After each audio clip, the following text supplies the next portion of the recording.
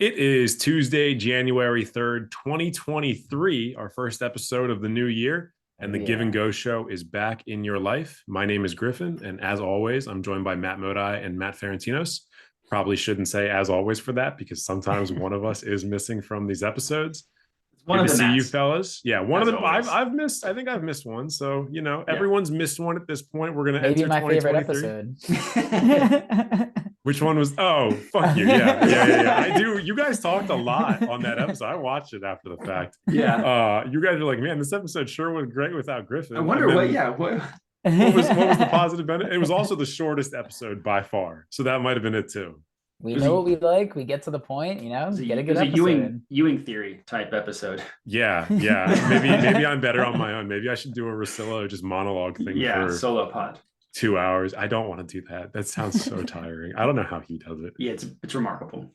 I've talked about this many times, probably with both of you and on various pods that I'm on, and to anyone that'll listen. I hate Colin Cowherd. I think he's a scumbag. Oh yeah. Colin Cowherd is legitimately like top 0.0001% of radio broadcasters because that dude can go for 5 hours straight, 5 days a week, no pauses whatsoever, and have no issues coming up with shit to talk about. It's Like amazing. he's incredible. He's like, I remember he might still do it now, but when he was on the ESPN, he had a radio show by himself that was 3 hours every day of the week. He had his radio show. I don't know if he still has it. I think he might do it a couple days a week now, but there was a point where he had both the radio show and he had the herd on, I guess, Fox Sports or on ESPN or whatever, where it was like the video component of it and it would be different content on both. That shit's crazy. I don't know how the fuck you do that. Yeah. Maybe his parents hated him and like made him. They're like, stop talking, and he's like loves talking, so he just had to talk in like his room forever by himself. Maybe. That's my. I mean, that would probably explain a lot of his, a lot of Colin Cowherd. Yeah, Yeah. definitely. He might have siblings, but he definitely has single child energy. But who's to say? All right, let's get into it, guys. We haven't talked in a couple weeks. Let's get into some nerd shit. Let's get into some basketball. We had a fucking insane couple weeks in the NBA leading up to Christmas and after Christmas. I gotta practice my missed free throws. Yeah, dude. Luka Doncic going to town. Donovan Mitchell going to town. Mitchell? Both of those guys doing that. Luka's like, celebration was so funny after he made that. I mean, and then Tibbs' old crusty ass in the background, like his diaper filling up. Yeah, some incredible moments in the league. Some quote unquote historical performances. Maybe we'll talk about that a little bit, about how that word might be losing its meaning a little bit. I think every LeBron close to 30 point, like close to triple double is a historic performance, which is crazy because he's every single LeBron 38 years old performance is technically historic. Yeah, technically it is. Just like I've been getting these notifications before we get into the nerd talk and before I toss it over to Modi to talk about whatever it is he wants to talk about this week.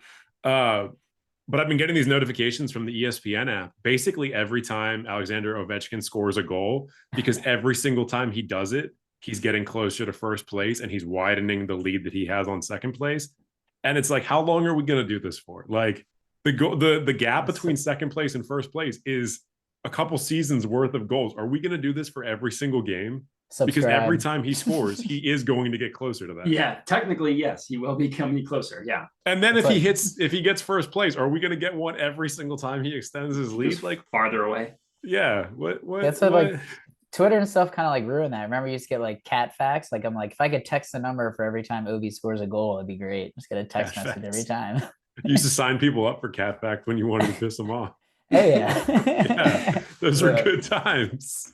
Social media has ruined a lot of stuff. Cat facts, I was not expecting to come up on the list of things that. Yeah. So we have a new segment, anybody watching, that we're going to be doing starting this week, and we're going to do it every week. One of us, at least one of us, is going to monologue a little bit, calling it what are we doing here? And we're just going to rant about something, whether it's in sports or in life or what have you. Not this week, but in a future week, I am going to be doing a what are we doing here as it relates to social media, because I've got some shit fucking brewing about how much it's poisoned us and how broken our fucking brains are. And a lot of it has to do with the reaction last night to the Bills Bengals game and the terrible injury that occurred in that game. But I'm still kind of working my way through what my thoughts are on this one. Maybe we're going to bump that one to next week. I think Modi is probably going to do what are we doing here this It's week? actually not about. It's not about that. That's okay. It doesn't need to be about that. But I'm excited to hear what your rant's going to be this week. Before that, however, what do you want to ask us about? You had a question 2 weeks ago we never got into. That's not that important. We'll move it back. No, I'm just kidding. Don't do that. Don't do that. Well, no, I ask it like to all my friends that are kind of like into the same nerd stuff that we are into. It's not like directly nerdy related, but basically, so you can only watch one TV show for the rest of your life, but like every time you finished it, your memory was wiped. So it's basically brand new every time you watched it. What do you watch? TV show. Okay.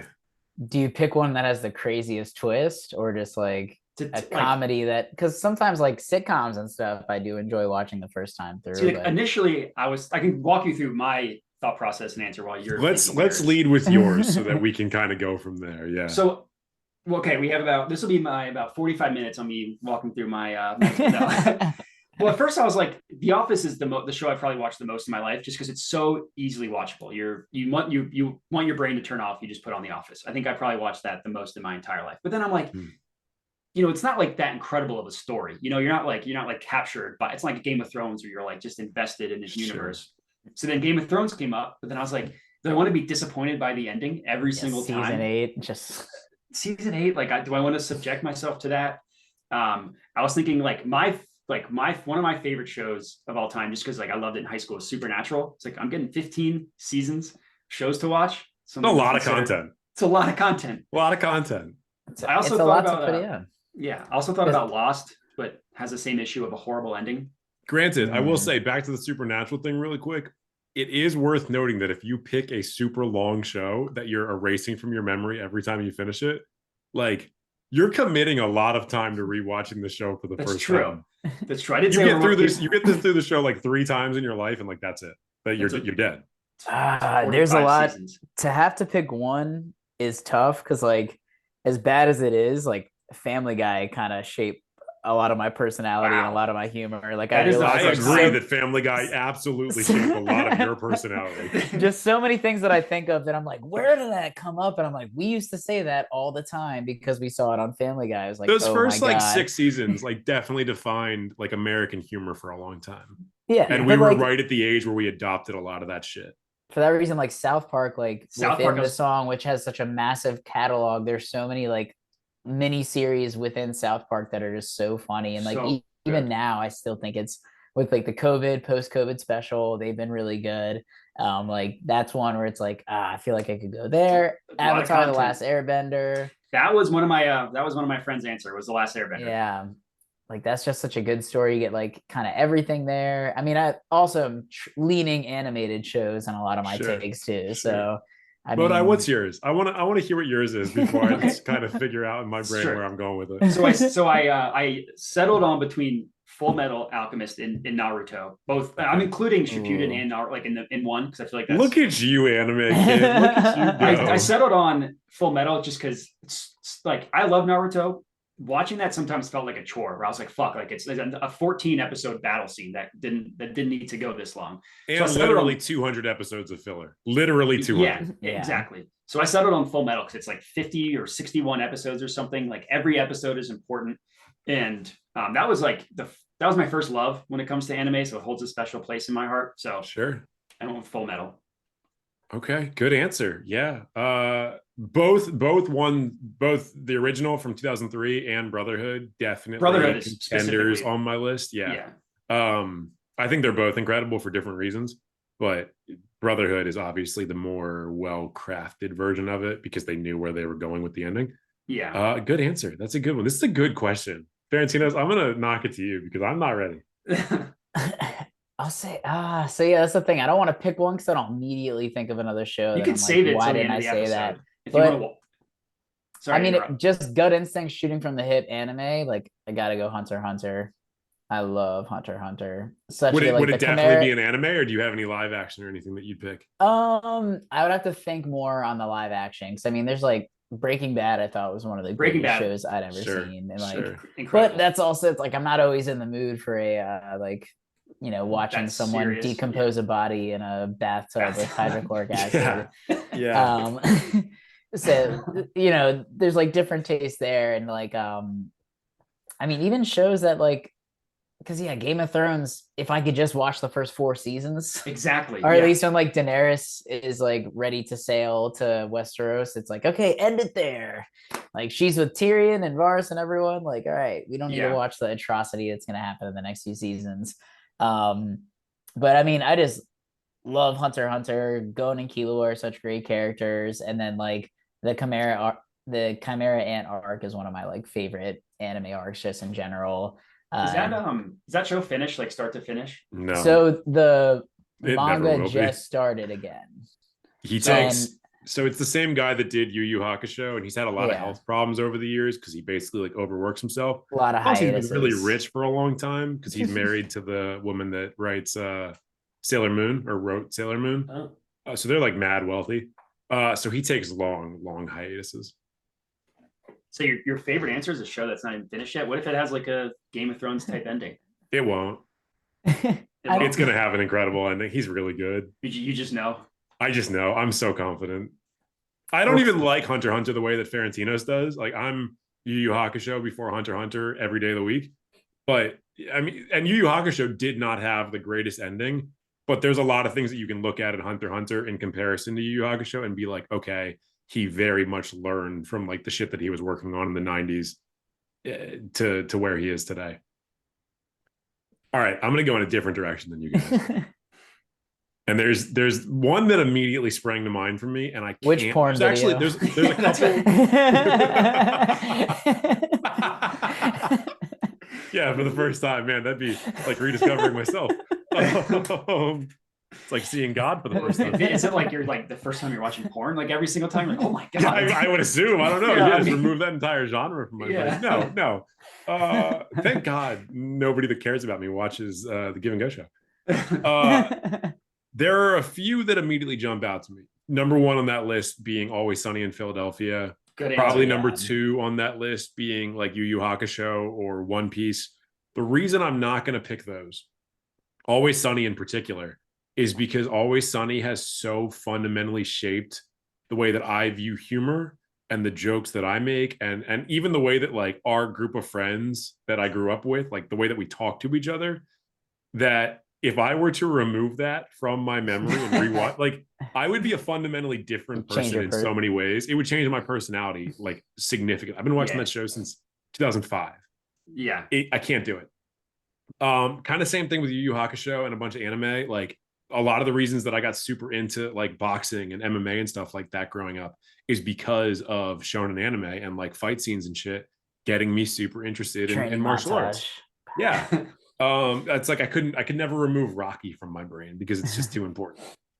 So instead, I'm going to say, even though this one has been a little bit influential, probably like my second favorite live action show of all time behind Always Sunny is Community. If I could rewatch Community for the first time, and just if I could keep erasing that, like I still watch Community basically every day and laugh at jokes that I've heard a million times. If I could see them all for the first time again, I don't think it would like change my personality. I might be a more like joy-filled person if I watched it as an adult. I don't know. But Community is like, in my mind, at least the first 3 seasons, it's perfect television. Like, that's a great answer. I wouldn't have thought of that. It's a great answer. That's just like such an underrated show. It's phenomenal writing. I just saw a meme where someone was like, I was just watching again and I realized that Pierce gets the super expensive like quadriplegic like wheelchair, and he has his arms. Like he can use his arms, but he specifically he gets the one that you can blow into when he very much has use of his limbs. And also for it. Yeah, they're just, his legs are just like broke. He can still move them. Yeah, like he's not paraplegic or quadriplegic or anything like that. Well, they're giant casks. So remember the one where Annie's pen, the bottle. They cut him episode? open. Yeah. Yeah. He's using Slim Jims to scratch his leg. I would love to watch that again. Great episode. Oh man, Alice and Brie. Yes. Yeah. So let me before we and you're very Jeff Winger. Very Jeff Winger. You think so?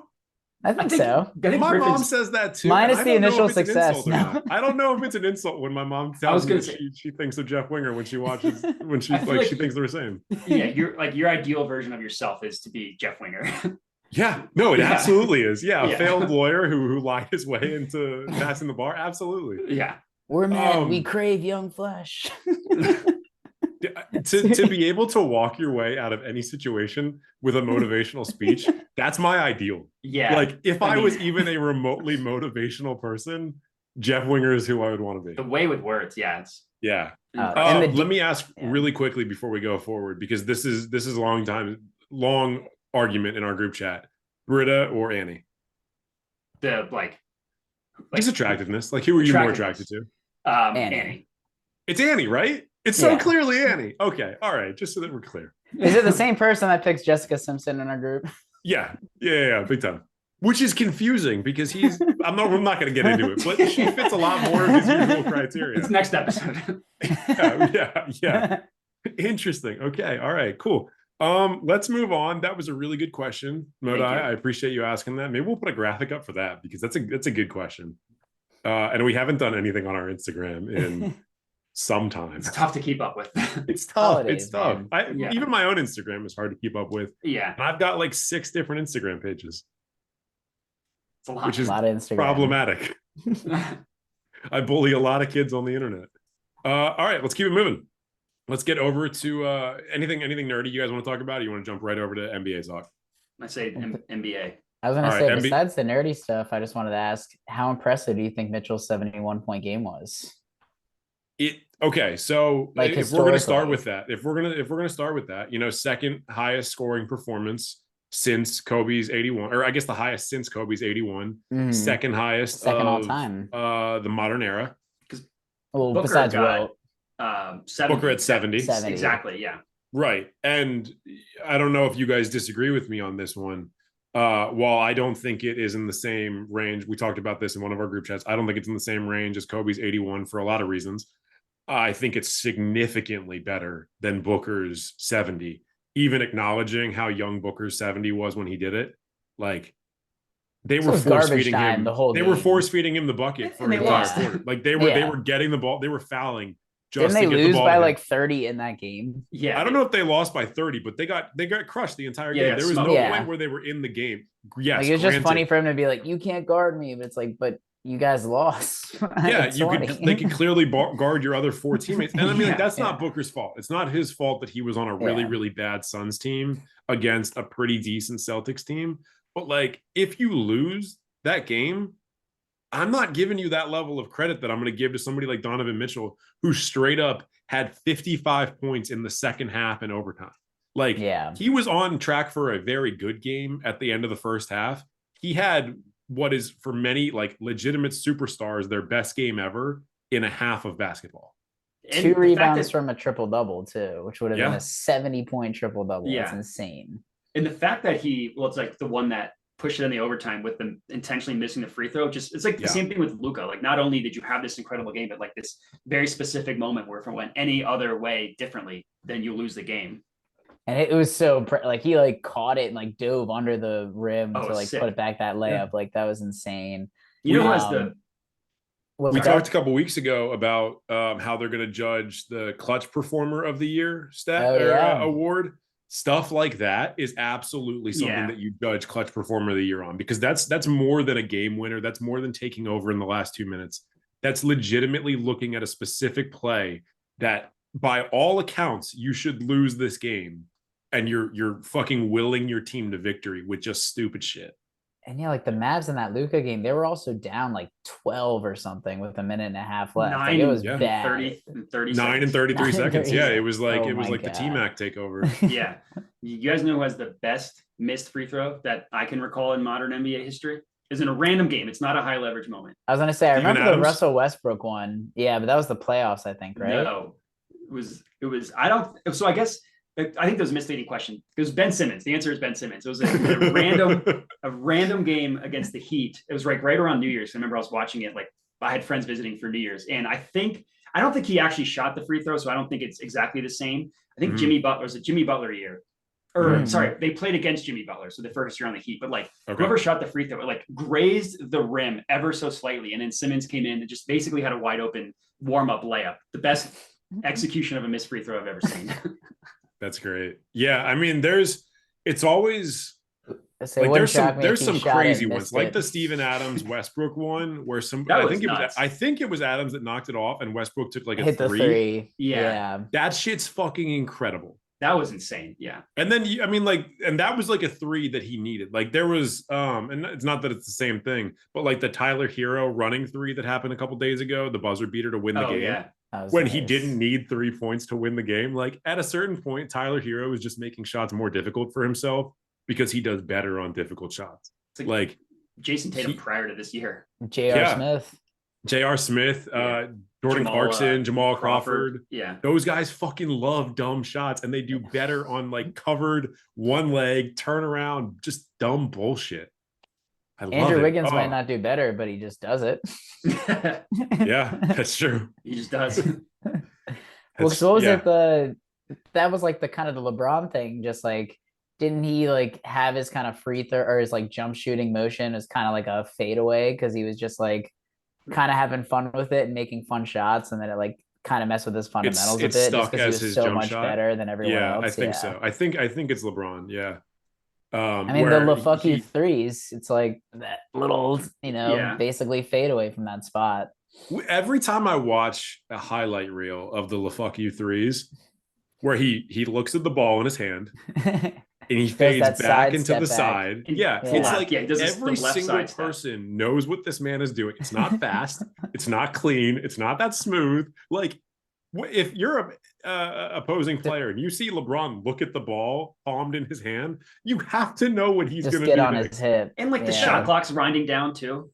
Yeah, it's like, he's not driving at this point, but I guess he gets in their head so much just because of being LeBron James. He's LeBron, he buries those. It's crazy. So historic performances recently. In the past couple of weeks, we had Luka Doncic with multiple 50-plus point triple doubles. He's like averaging like 49-point triple double in his last like 10 games or something like that. Yeah, they had the two players of the week. Yeah, two players of the week. It was Kristaps Porzingis for the Eastern Conference, and he was averaging like 28, 12, and 3 blocks or something like that. Really, really great numbers, like all-star numbers. And then you had Luka averaging like 45, 12, and 7 or something like that. And it's like he's literally duplicating, like doubling up Porzingis' production in the West. And these guys played together and accomplished nothing because the fit didn't work. But like, and the Doncic is just on a hot streak of all hot streaks. Like this was like when Giannis was putting up 50 and 20 games back to back. And the Mavs have won 7 straight, which is kind of getting like lost in the shuffle. Like they're actually winning. Yeah. Not only is he like putting up stats, but they are winning. This is the only way I think they can win. I mean, people said this at the start of the season when we saw how they kind of came out of the gates slow without Jalen Brunson on the team anymore. They were like, yeah, Luka's going to need to. Basically, I think their first 20 games, if Luka scored over 35 points, they won a game. They scored under 35 points, they lost. And that's essentially what the bar is going to be for him for the next almost 50 games. Like he's going to have to do that for the rest of the season. And the problem is like, you got to see him do it against like top teams because like he's doing those things against the Spurs or it's like the Nets just beat them by 30 points. Like you got to, and they went life or death with the Spurs. They beat them by 1, by 2, whatever it was. I think that might've been one of the overtime games or it was the Bulls, I think, but like, just want to see him do it against the top talents. Like he obviously can, even the Clippers playoff series that they lost, like, one of them was a Kristaps injury, I think. And then Luka also got hurt. But like when he was hot and they looked good when he was winning, it's like no one can stop Luka. Like he might just go through the West. Yeah. Yeah. I mean, the 2 years in a row he lost to the Clippers, he was incredible. Like that. Yeah. The 1 year was in the bubble. The year after that was like probably Kawhi's best playoff performance in games 6 and 7. It took to beat Luka. And the bubble year, if I remember correctly, Porzingis was on a crazy hot streak during the play-in games and then during the first round, and then he got hurt. Yeah. It was like, okay, it makes sense that no matter what Doncic does at this point, like he's gonna lose because his number 2 guy, his fellow all-star just went down. Like you can't scheme to make up for that in 2 days. Yeah, and Kristaps was forget how amazing he was in the bubble. He was putting up like 35 and 15 for like multiple straight games. Yeah. And then he, of course, what he always does, gets hurt Although he hasn't this year, knock on wood. Knock on wood. I don't want to knock on wood because it's not going to come across the audio very well. But considering he is on the Wizards right now, I would like him to keep it up. I think he's only missed 3 games so far this season, and 1 or 2 of them may have just been rest days. They weren't even like actual injury days. Since we're talking Luka, breaking news: Luka Doncic and Joel Embiid are both the Kia Western and Eastern Conference Players of the Month. Yeah, and I think they're probably in like top 4 MVP voting right now. I think Luka, Jokic, and Giannis are the top 3, and Embiid might be 4. I was gonna say last I checked, Embiid was still like out of the top 5, but I haven't looked recently after. I think after the month he had, the list that I saw him, he was like 4 or 5 because like Booker's been injured, he got knocked off the list. John Morant got knocked down off the list. Yeah, he's 5th. Tatum had some losses, so he got knocked down a little bit. Steph's been injured. Yeah, LeBron, I think, is out. LeBron actually might be back in the top 10. He was like right at 9 or 10 for a little while. So right now the top 5 is Luka, Tatum. This is on DraftKings, so obviously it's different depending on the book, but it's Luka, Tatum, Jokic, Giannis, Durant, and Embiid. So Embiid's 5th, and LeBron's like, I don't know, like 12th, something like that. Well, yeah. I mean, because there's no, I think the expectation is there's no way can't be a player. He's going to keep it up, and B, you can't have that record and be an MVP. Yeah. That was the thing when Anthony Davis was playing.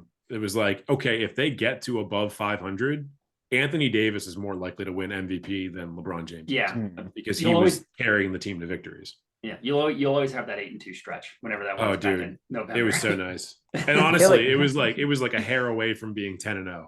Yeah, because the Celtics lost. And the Celtics lost where they were gassed in overtime, and then the loss that my buddy Jared and I went to the Sixers one. Suns, right? God, who did they lose to?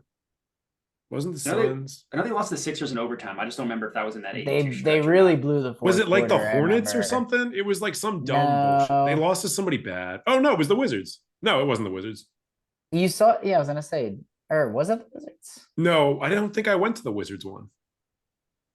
I don't remember who it was. It was a month ago. And my brain's already broken. It might have been the Suns. I'm not sure. I'm gonna look up heartbreaking losses and see. Yeah, actually, so you look that up and you tell me they lost on a buzzer beater. December 23rd. Does that sound? Oh no! No. That last play when they were running around. It was like end of November, early December, because it was right before I came home. And it's before he got hurt, obviously. Pacers, 116 to 115. It was the Pacers. Yes, right. Because Mathurin talked about how he was going to bomb on LeBron, and LeBron had to prove he was better. And LeBron had the worst game of the season because he got hurt in the first quarter. Was that the Andrew Nembhard game for the Pacers, or is that a different game where he went off? Think so. He might have had a bunch of threes. He had 12 sure. points. That Halliburton had a good game. He had 20. Honestly, the Pacers had a pretty balanced game. I think Mathurin had 23, Halliburton 24, Nesmith had 16, and Miles Turner had 15. Tell me LeBron's plus minus for that game. I'm going to say minus 17. Let me look at the stats. It doesn't have a plus minus on this Google. It's entirely possible that he got it to like very close to 500 or something like to like 0. But Russ had 24 points that game. He did, and he was cooking off the bench. And then he had 2 late turnovers. Go ahead. -7 for LeBron. -7 for LeBron. Yeah, LeBron had 10 straight points in the first. Fell on his ankle weird because somebody got tripped up under him, left the game, came back into the game, looked like me playing an NBA game. Like he looked like the slowest man on earth. He looked like he was feeling his age. All these people were like, LeBron is washed. And it's like, dude, he literally in this game had an ankle injury, got hurt, and only came back because they were trying to get the win. They're up by 9 in the fourth. That's tough. That's like, dude, it sucked. NBA, like you could be up by 9 with 30 seconds left. That means nothing. Like leads mean nothing in the NBA anymore. It was just a bad last possession, I remember too. Like it was guys running around, not really sure what to do with the ball, and then it just like randomly found an open shooter. It was bad. That's a good segue, Modai, to that point about you can be up by 10 with 30 seconds left, and it might not fucking matter. And we're talking about this a little bit with the superstar performances that all these guys are having lately. We talked about this a little bit a couple of weeks ago. I've been talking about it with people on Twitter. These numbers are devaluing historic offensive performances, because historic offensive performances, and we can talk about this in greater detail in a future episode, are becoming mundane. these 50-point like near triple doubles, and like I don't even know what I should get excited for as an NBA fan, like when I'm watching these, because yeah, there's some where it's like a legitimate takeover game, and then there's some where it's like a quiet 50 points, which is not a sentence that should exist. That's how I feel a lot about Embiid, because he doesn't do a lot of stuff that wows you. It's like mid-range jumper, gets fouled. He doesn't have like elite athleticism. He's not going to like take you off the dribble. He doesn't do it like with prime Anthony Davis, prime current Giannis. He doesn't do anything like that. And then you look up and he's like, he put up 42 and 14. Like doesn't look that impressive. If Embiid has a 38 and 15 game, I'll be like, oh, okay, just another night being Embiid. Yeah. Like, what did he go to the line 12 times? Like, yeah, exactly. Why should I be excited about this? And that's a really, really big bummer, because not only are these offensive stats making me less excited to see like crazy offensive performances, but part of it is also that they're just completely eliminating defense from the game. And I'm not talking about like this whole take that people in the NBA don't try hard on defense or they're bad defenders or whatever, because that's fucking bullshit. Like, it's not accurate. The league itself is making it difficult to be a defender. It's making it difficult to close out on 3-point shooters. The lack of hand checking continues to be a problem. The fact that you're not able to like get under the rim without getting called for a lot of fouls is a problem. And the fact that defenders get called for things on one end that offensive players don't get called for on the other end, like it's all the good defenders and all the good offensive players who are hyper athletic, who should be really good defenders, are not being allowed to be. Yeah, because then you get in foul trouble and you're like, my minutes are more valuable on the offensive end. Yeah. And yeah, I think there's talent is also one thing. I think the league also like wants that. It sucks from like a historical perspective to like look at it. Like, yeah, people will look at like Allen Iverson at the end and be like, if you just look at his stats, it's like, okay, like he averaged 30 points a game one year. Like 8 people have already done that like in one season. So it's like, how impressive was that really? But like, obviously it's like, you have to see him play. He was like maybe the pound for pound most athletic player in the NBA when he was like in his prime. But even I looked up because I was curious, because Joel Embiid has been killing it and has 33 games of 40 points or more in his career. LeBron has 69, which just shows like Embiid's only been playing since 2017. And he wasn't even playing the first few years, but like, you know, like LeBron's put up in, you would say LeBron James is definitely one of the greatest players, but like he didn't put up those 40-point triple doubles until it was like crazy playoff performances and they needed him to do that. But like now, yeah, just like so many players can do that. I think it's definitely a product of just the pace of the game, players shooting threes so many more. I mean, just it's really just the 3-point shot too. So many people chucking up threes. I think though, that's why people tend to look at like advanced stats, which still might give some like praise to those older and like shout out performances. It's also like percentage of your players' points. If the Bulls win and Jordan puts up 69 points, they probably only scored like 100 points in the game. Like, so you put up like that much compared to now. It's like Cavs put up 140, right? Yeah. Which is still insane that Mitchell put up 71, but as a percentage, that's still so much lower. But yeah, I mean, I think a lot of people like true shooting percentage is one that I see a lot out there when it comes to like efficiency and a lot of things that they praise. Maybe just because I also look at nets and like Kevin Durant is insane true shooting percentage. Yeah, he's like the king of that. Yeah. Yeah. I mean, it's definitely... what was the final score of Cavs? The one last whoever night? Yeah, or the one that Donovan Mitchell put up 70. It was like 140, 131, something like that. Yeah. So I'm looking through the All-Star game. 145 to 134. Got it. I'm looking through the All-Star game point totals right now. And I'm giving it like a quick glance. And of the past 30 years, I'm only seeing like 7 or 8 All-Star games that have higher point totals than that. Like that's not, in my opinion, that's not healthy for the game. And they never play defense apparently in the All-Star games like that. Yeah. That you can actually make the argument they don't play defense until the fourth quarter. But I think the problem is like the NBA doesn't want to go back to 90s basketball where teams are winning like 84 to 82. Like that is objectively worse to watch, especially like they don't want like the bad boys Pistons who are just like, we're literally going to box and we're going to just beat the hell out of Michael Jordan. And that's how we're going to win. Like, I think they're trying to get away from that. I think obviously a middle ground where you can probably meet, but it's a microcosm of pace, of 3-point shooting, and then like how they like how referees are taught to call games now, where players, like you said, can't run out, can't be as aggressive, the hand checking, all that stuff. And I don't know like what the solution is, because like the 3-point shooting, it's like I don't know why it took Daryl Morey to be like, hey, you know that 3 points are worth more than 2 points. Like I don't understand why it took so long for someone to make that understanding. Like, you know what actually is more valuable, but like the pace again, it's like unless you make the shot clock, that's probably an option. You make it like 26 seconds instead of 24. Like, I don't know how that affects things, but I just don't know what the solution is, I guess. I think too, like when it comes to under the rim, at least they have to give calls where it's like, I see so many people try to defend the paint by jumping straight up in the air with their hands straight up. And like, that's not supposed to be a foul, right? The so like cornet contest. But just like, if you see guys do, like, I see that all the time where they're just in the post, offensive players will just be like, oh, I got hurt, jack it up. And the defender's like, I literally, what am I supposed to do? Like, I'm just in front, my hands are up. I didn't hit the player, impede them in any way.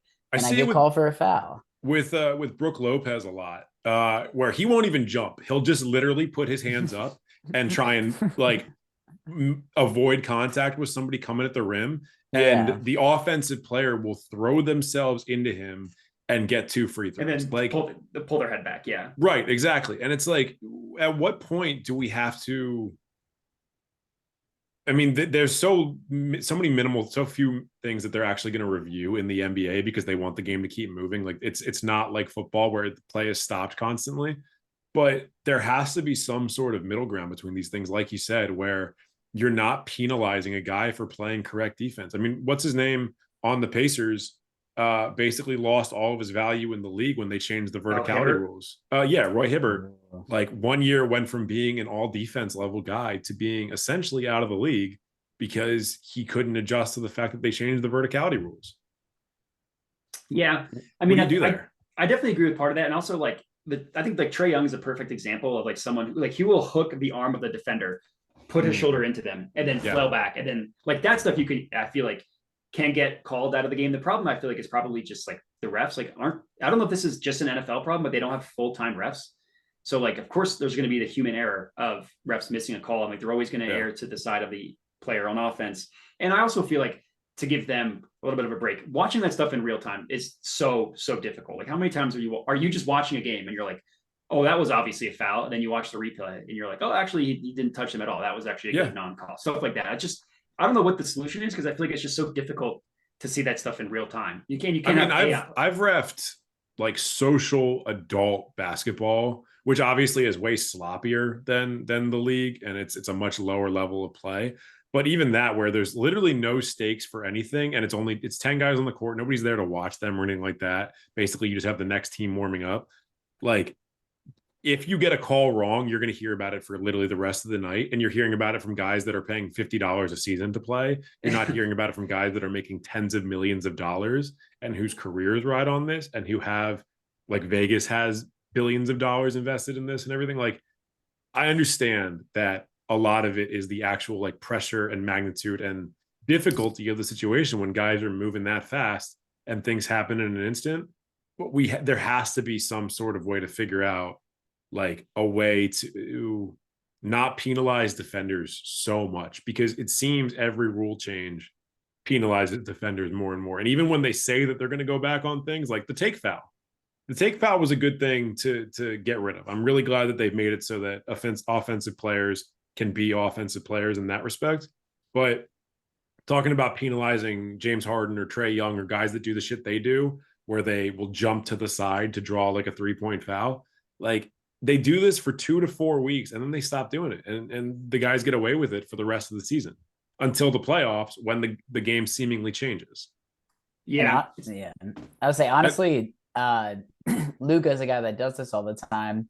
I think you should like penalize players that really get on the refs for not calling every little call that probably isn't a foul. Or flopping. When you talk to and like for full-time refs, like, and basketball is just one of those sports that gets heated. If you think you got fouled, you're going to let people know. But at the same time, it's like, all right, this is professional now.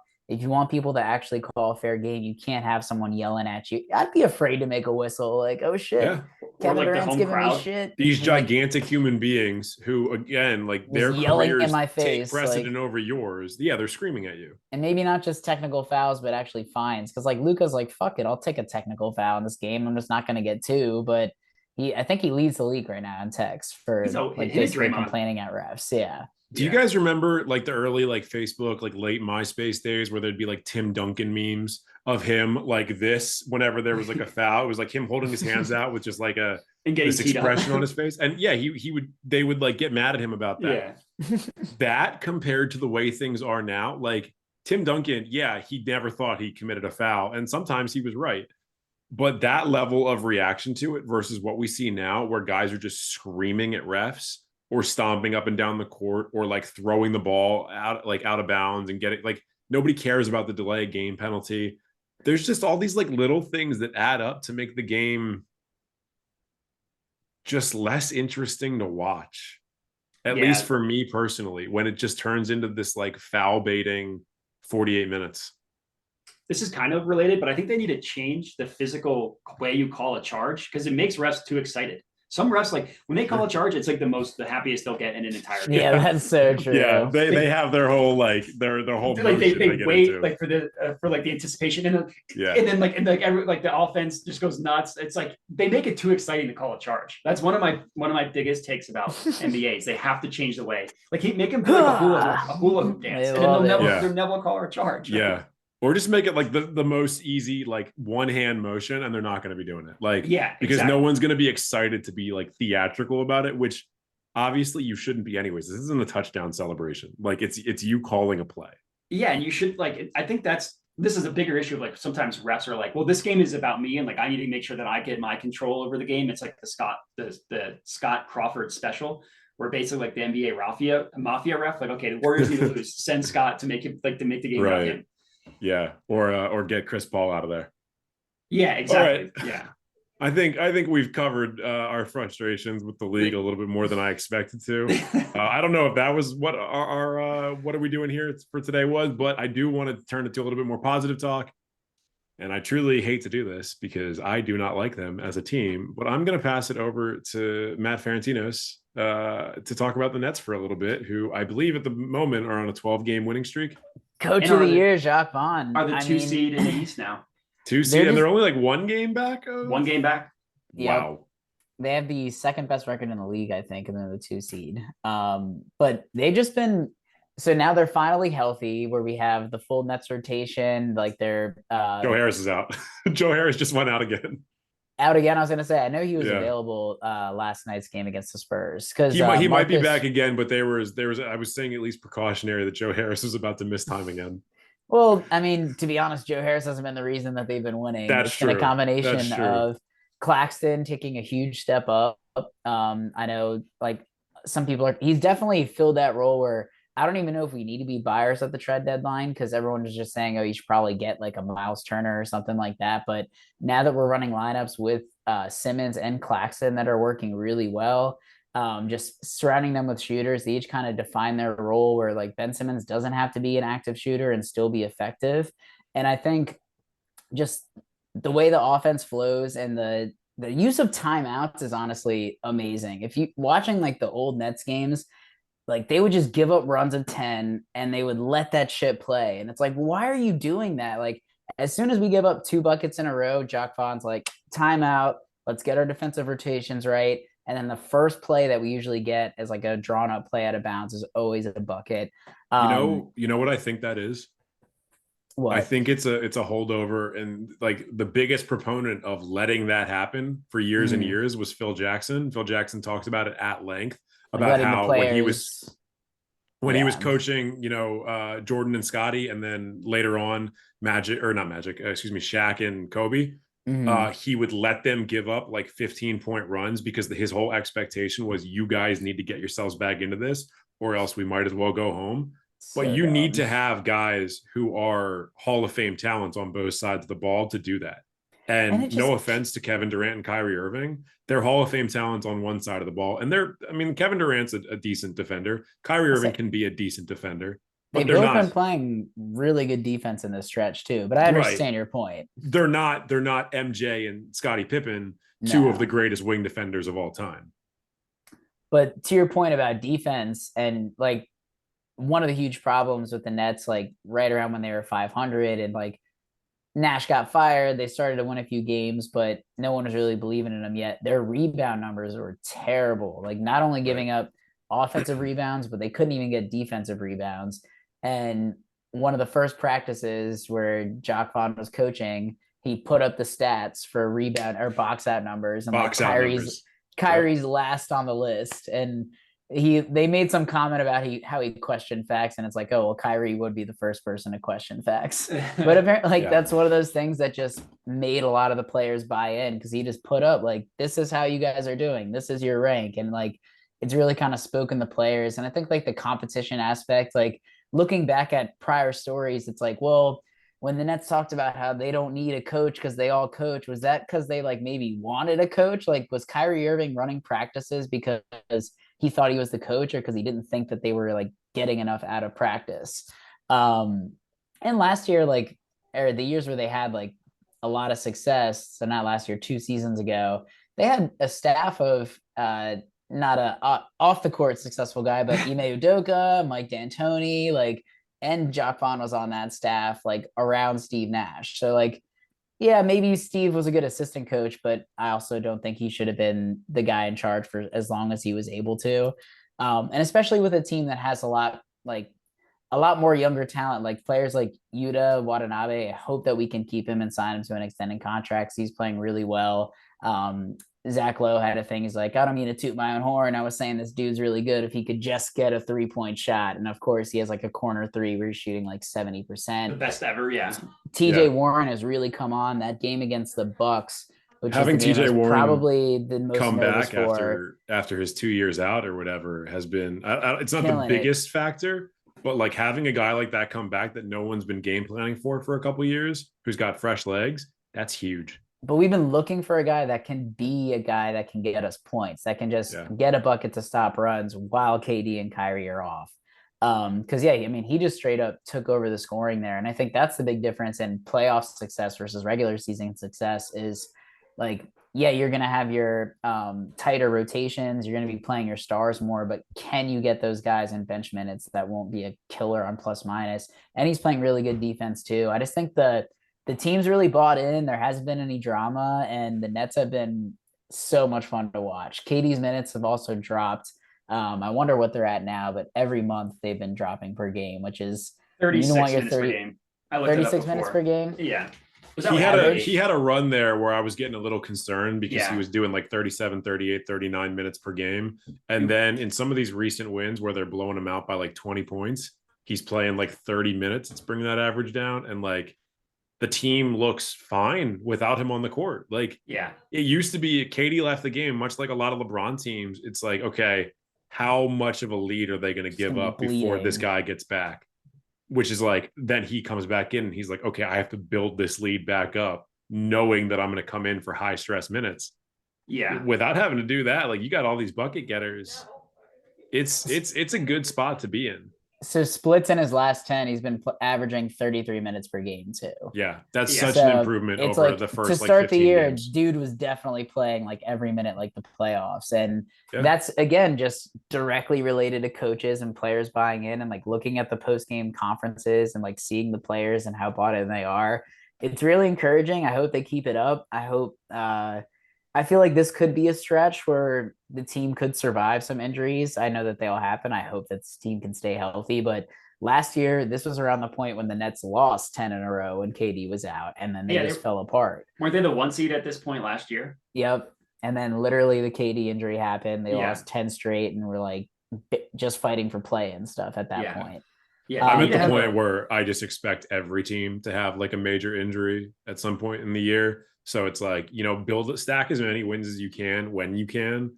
If you've got this point where you guys are healthy and you're just like rolling to wins, keep it going as long as possible. Someone is going to miss time, or you'll have, the luckiest NBA season of the past, 15 years? Yeah. I mean, like it seemingly has been since, and I mean, like there's obvious reasons for it. with the amount of pace and space ball that's going on where guys are running all over the court, you are going to have more lower body injuries than you used to. But I feel like every year we're like, man, this is such an injured year. So if you can dodge the injury bug, you're going to fucking roll your way through the playoffs. Yeah. I mean, has there been a team this year from like start to finish that hasn't had any stretch where you're like a cold stretch, basically? Like the Celtics at the beginning were incredible. Now they're kind of falling off the earth. Same thing with the Bucks. Like the Bucks started off the year incredibly. Now are falling back down the earth. The Warriors, I mean, they've had a like tumultuous year. The Suns, the Grizzlies mostly have been fine, I would say, aside from like a little bit recently. The Nuggets. But the Grizzlies, Grizzlies have been missing Desmond Bane, but I mean, like they've also looked, and they were missing Jaren Jackson Jr. Jaren Jackson Jr. at the beginning of the season. I know that because they've got him on a couple fantasy teams, and I was really missing that production. They've, compared to last year, at sometimes they've looked like a more genuine contender, but at other times they've looked like a more average regular season team. Like they're not doing what they did last year. I'd say the Pelicans are maybe a team that's played consistently well because they've also but they've been missing Brandon Ingram. Brandon Ingram, yeah. Because the Cavs had a stretch where they lost like 6 in a row too, but then after that they've been incredible. Good. Yeah, they reeled them off. Yeah, it's honestly kind of crazy how these like incredible teams will drop a ton of games straight and then seemingly figure it out like overnight. And it's like, it's not like you're resting your guys in all these games. It's just that like, and people aren't game planning. It's the regular season. Like outside of like the biggest games like Christmas and shit, guys don't game plan for each other. That's the problem. Nobody cares. Nobody cares. Nobody practices. Like, and I with the 3-point revolution, it's just the variance of it. Like, if the Celtics go cold for 5 games, they're gonna like, not that they're more susceptible than any other team, but like if you have a 5-game stretch where you can't make a 3, you're probably gonna lose 1 in 4. Yeah, if you're shooting 25% from 3, but you're shooting 43s a game, you're probably fucked. Yeah, exactly. Because that's like, using up half of the available possessions to shoot. To not make to not make that many points. Yeah, it's like the Sixers now have the second best defense in the NBA in terms of net rating. But if you look at their stretch, like their win streak, look at the opponents shooting against them, it's like they're missing more open shots than they did before. So it's like, did their defense get better, or are they just in a good stretch of teams have like missing shots, basically? Yeah. So I was just glancing though at the standings, and just with the Donovan Mitchell game and the T-Wolves at 16-21, is the Gobert trade officially the worst trade ever?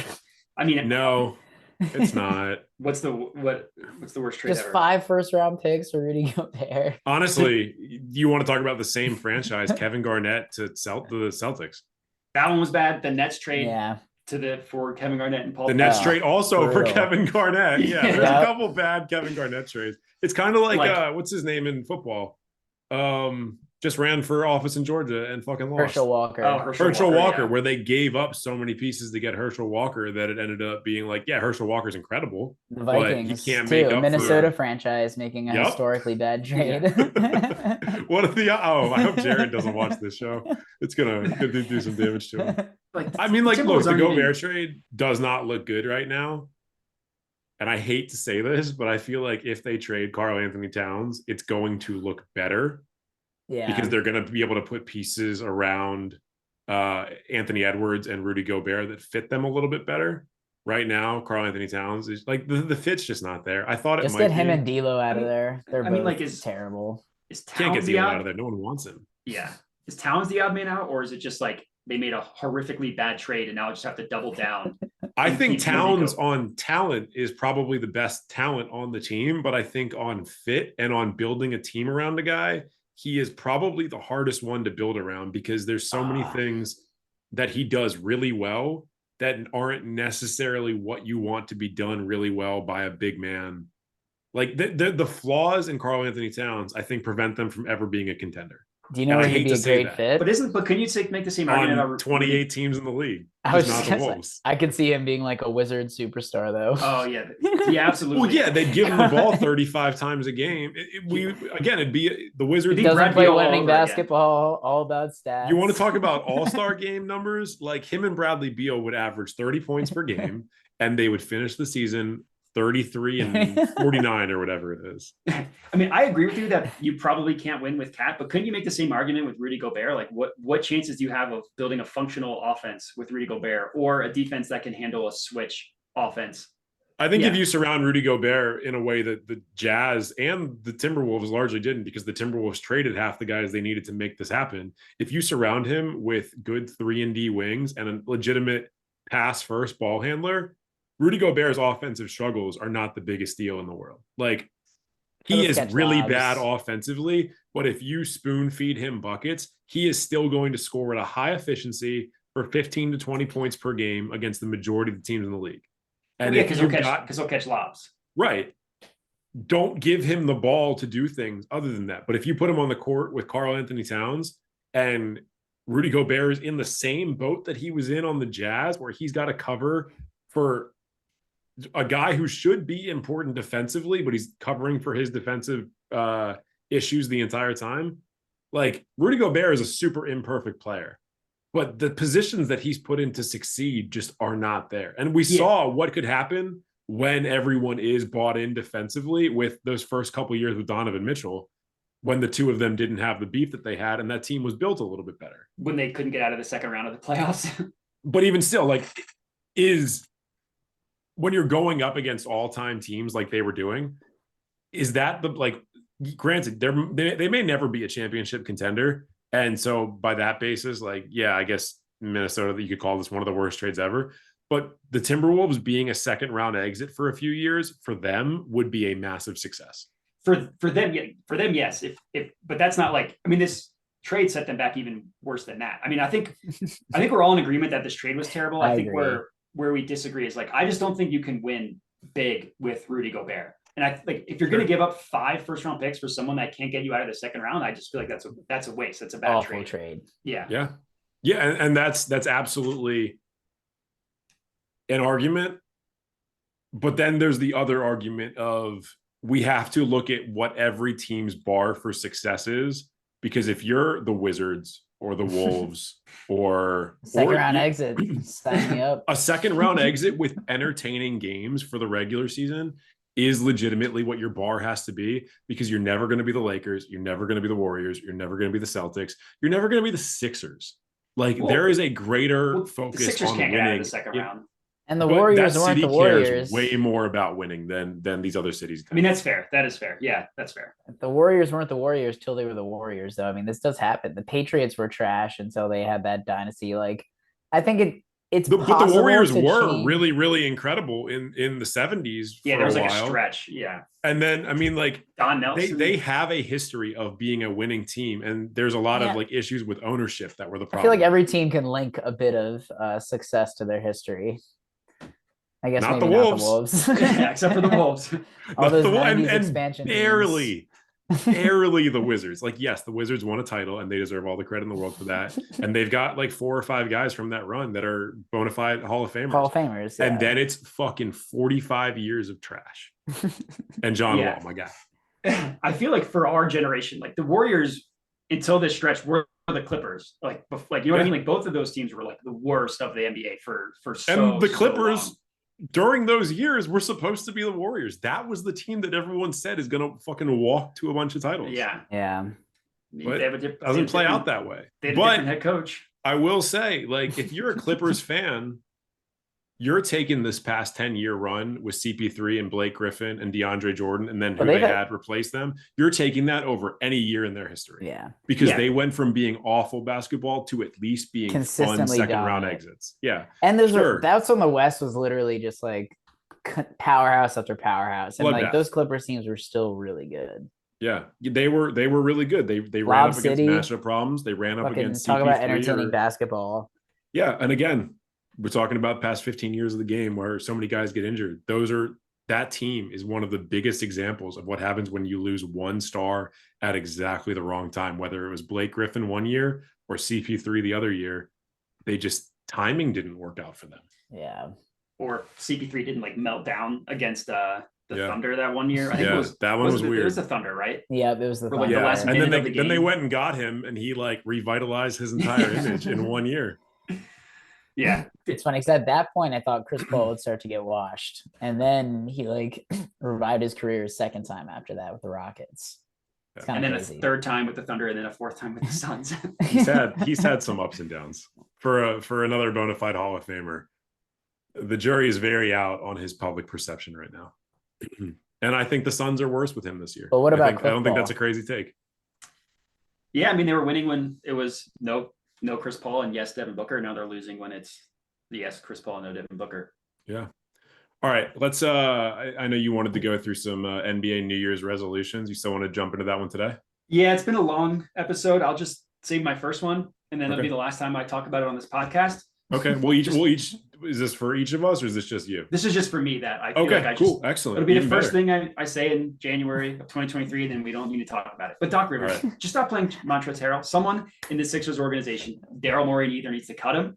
Doc either needs to get hit on the head. And I don't know what he's like. I'd love to know.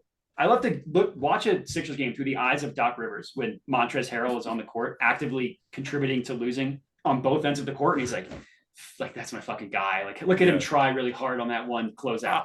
What I imagine is that he has the Titanic soundtrack, like My Heart Will Go On, just playing in his head whenever he makes eye contact with Trez. Like, I just like, this is the greatest man that's ever played the game. I thought you were gonna say a monkey with cymbals, like the that too.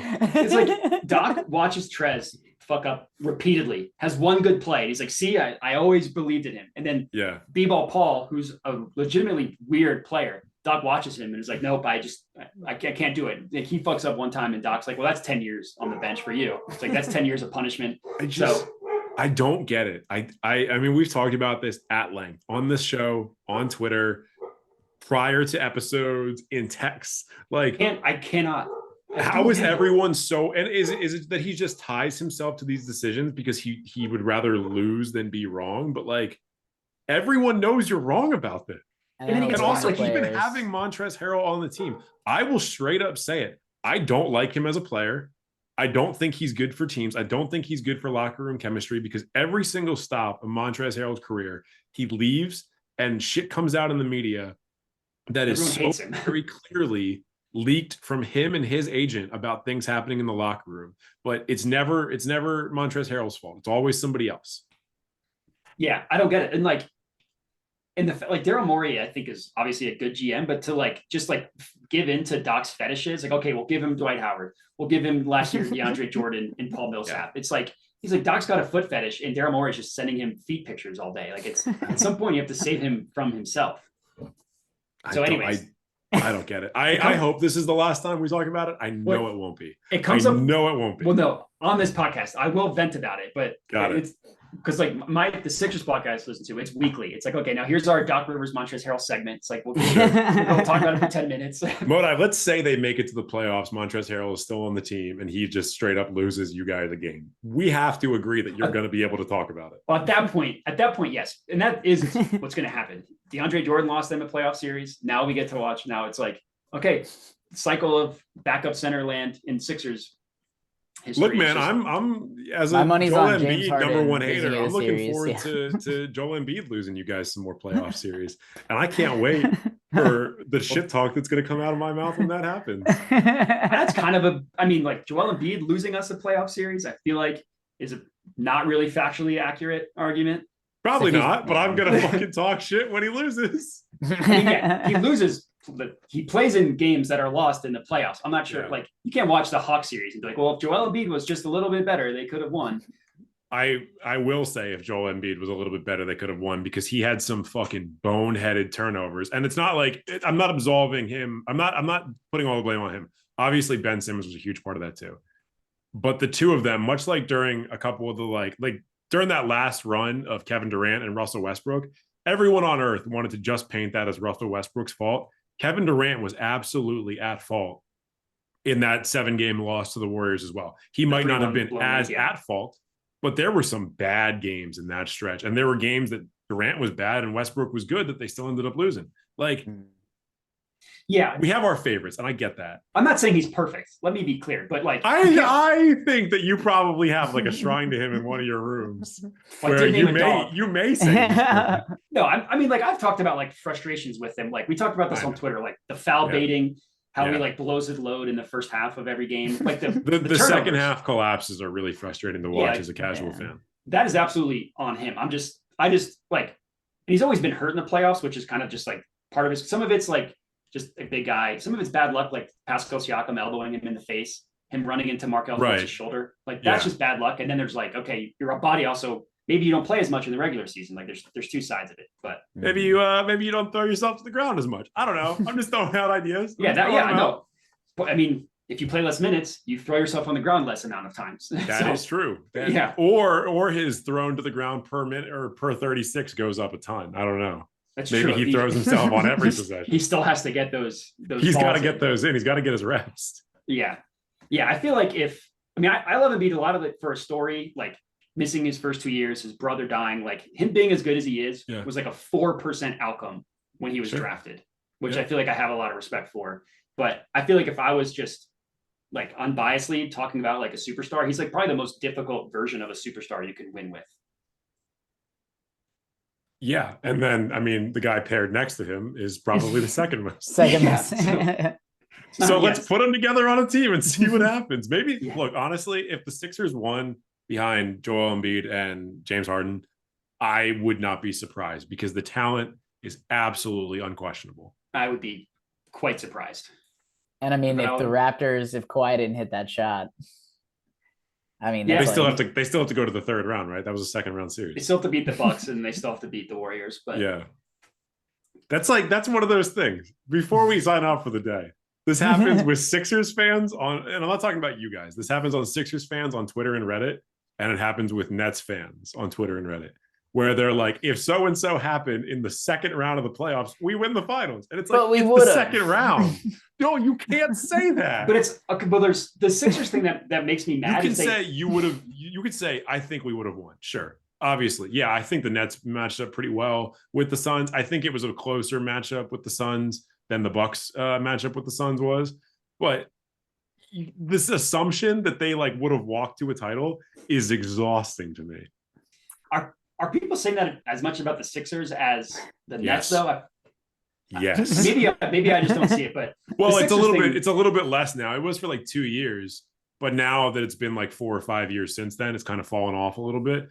I saw so much of it after Kawhi hit that shot. They were like, yeah, these guys, they would have swept the finals. I think that makes me the most mad is like the game was tied. I think the people act like that it was a 1-point game and that if he misses it that they win. It's like, no, that game was tied. They would have gone overtime. In the overtime. There's also the butterfly effect of if the Warriors don't play the Raptors, injuries happen differently for the Warriors in that series. Like there's no guarantee Klay Thompson and Kevin Durant get injured the way they do if they're playing an entirely different team. Yeah, KD would have gotten hurt either way. He came back. KD's may have already happened. I'm not sure. KD's was because I bet on the fucking Warriors to win that series, and then of course the one time I bet on the Warriors in my years of fandom, they lose the freaking playoffs to the Raptors, and he came back before he really should have come back. Right. And like when he was on the court, their plus minus was insane. It's like they're gonna walk to another title. That happens with his Achilles tear. And then, Klay Thompson was also like willing them to wins and got hurt too. So and he went back in too quickly, but it's also like, we've all talked about it. Everyone knows about it.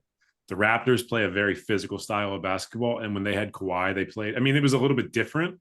Yeah. It was a lot more handsy than it was like straight up tackling people, but things are going to play out differently. It's just the reality of it. Guys are going to land differently. Guys are going to take different shots. Schemes are going to go differently. Like, I know it's a bigger discussion, but just like this assumption that we have, and there were Wizards fans that did this, which is the dumbest. Kelly in 2016, 2017, it was like, if we win Game 7 against the Celtics, we're beating the Cavs, we're going to the finals, we're beating the Warriors because we have more athletic guys at the 1 and 2, and it's like, that's stupid. You're being stupid.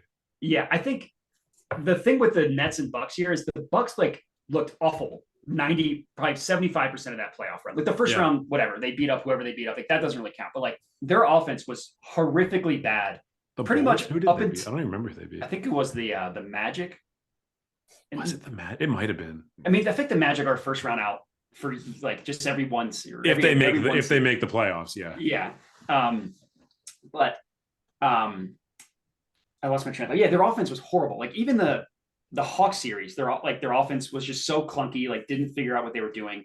The first two, it wasn't until the end of the game 2 against the Suns, even though they lost, that you're kind of like, okay, they're starting to figure some stuff out, and then they just like went on a run. I think that to me is why the Nets have a bigger case for like that what if, because the Bucks offense was so bad. It was really bad, and it was weird how bad it was. It was for such a good regular season team. And the Giannis free throw thing, like he didn't figure that out until the finals. Yeah. Well, no, he was hitting his free throws against the Nets. I remember that, which was really annoying. So that was the first series. Were the Nets the first ones that were doing the countdowns? Yeah. Wasn't that or was that the dumb? Next year? So dumb. No, it was that playoff series. Because I was like, you're just helping him. But he was missing them. Wasn't that the whole thing? Like he was missing his play or his free throw. I think he did for a couple games, and then he started tuning into like the pattern, and he started shooting basically on the pattern, knowing that they weren't going to penalize him that much. And he figured it out for the rest of that run. Yeah, that's funny. And he actually started hitting his free throws later, so I'll give him credit for that. But it's genuinely hilarious. So then it was Bucks Heat, and then it was Bucks Nets. And that's right. It was the Heat. It's because the Hawks were the other team in the conference finals. The Nets would have easily like no offense to the Sixers losing to the Hawks. No, please offend. Bucks Heat was steamrolled that team. A real tough series for the Heat, where Jimmy Butler's like cumulative like plus minus was minus 90 over. Yeah, I remember that was so bad. Like he literally looked like the worst player in the NBA over 120 minutes of basketball. I knocked my headphones out. I remember in game 1, the Bucks almost lost, and Chris Middleton hit the shot to send it to overtime. And I remember because that was like peak me, like calling Giannis a fraud. So I mean, I pulled my pants up. I was like, this guy that ready to call him fraud, and then like. I didn't watch the rest of the playoffs, so you couldn't print it in the papers. yeah. Yeah. The whole point being things happen differently if things happen differently. I don't really know what my point is there. We've gone pretty long. Anything else you guys want to touch on before we get out of here? Did you guys have any New Year's resolutions? Personal New Year's resolutions? Oh, personal New Year's. We even had an episode of List Night where we talked about bad List Night or bad New Year's resolutions. Bad List Night episodes. You each came up with your top 5 worst List Night. We should do that. I don't think that's like a really meta. Like you would only be able to watch that if you watched previous episodes, like in their totality. And have you guys even done 5 at this point? I'm just kidding. 5 bad ones? No, we haven't done 5 bad ones. We haven't done. Look, man, we've got one coming out this week. All right, it was the holidays. I had to drive to and from back home. Didn't have any. We recorded it weeks ago. Okay, like it's gonna come out. It's gonna come out. New Year's resolutions for this year. I don't really do New Year's resolutions. I've got this whole thing about like the difference between discipline and motivation. Like New Year's resolutions are based on motivation, whereas like what you gotta have is discipline. Like you just gotta like do it. It could be September. You got to convince yourself to do shit. But I mean, I'd like to make more money this year. Like, it's a good New Year's resolution. That's my New Year's resolution every year is be a little bit richer than I was the year before. Make more money than I did the previous year. Yeah. I guess for me, figure out how to file a tax return in South Carolina. You pay someone to do that, dude. I have to figure that out. With the half-year taxes last year, I feel like that's going to be a bitch. But government, I'm going to pay and try my hardest. So if I fuck it up, don't audit me.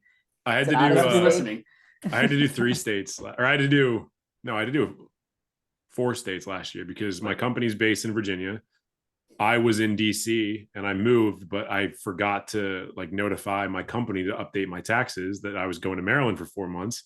So I had 2 months of DC taxes, then 2 months of Maryland taxes, and then 8 months of California taxes. So I had to file in 4 states. That sounds awful. That sounds terrible. Yeah. I mean, and then I do both my standard stuff and then also like investments and then 1099 work that I was doing, which I'm going to have to do again this year. So it's just like, I don't make enough money to file the level of taxes that I do. It's going to be the same thing for me. Like I left a job and then I moved.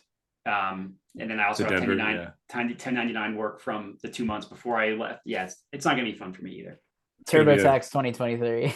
I'm sending it to somebody.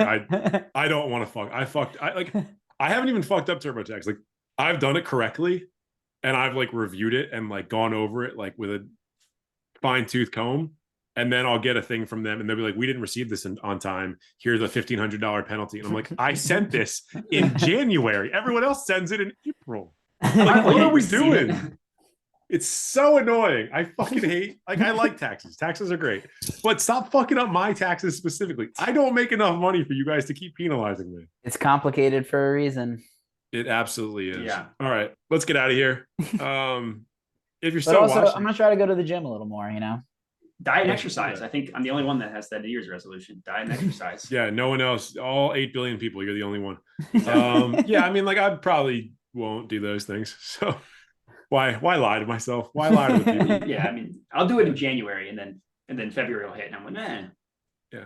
If you're watching, your New Year's resolution should be to like all of our episodes, comment on all of our episodes, and make sure you click the subscribe button if you have not done so already.